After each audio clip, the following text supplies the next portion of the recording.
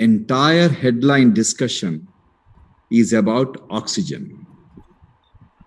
No one anticipated that it is going to happen in such a remarkably short period of time. It is happening in India mainly because we are a young nation with large number of youngsters interacting, working, and they get infected because, of course, due to the nature of the virus.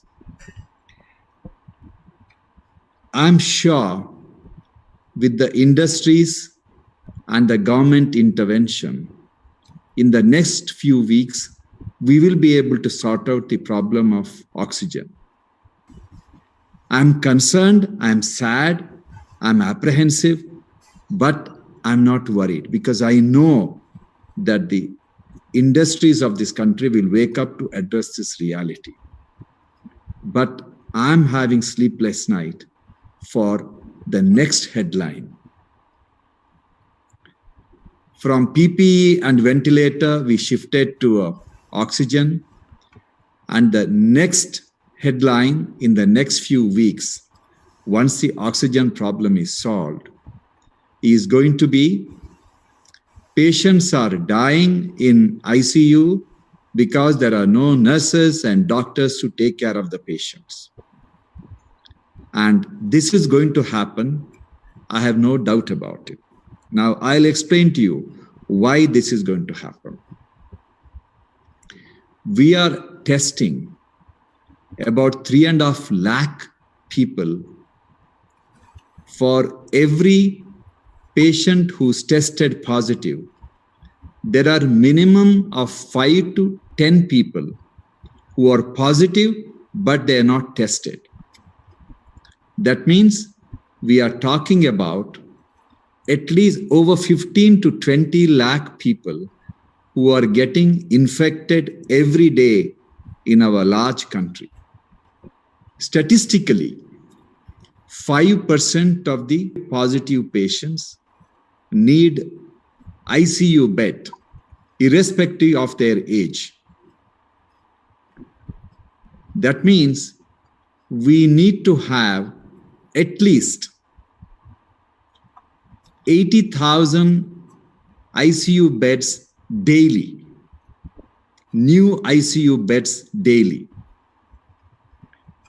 And many of you may not know, India has only 75,000 to 90,000 ICU beds, and all of them are packed already. And patient enters the ICU, they spend minimum 10 days. So you can just imagine what the scenario is.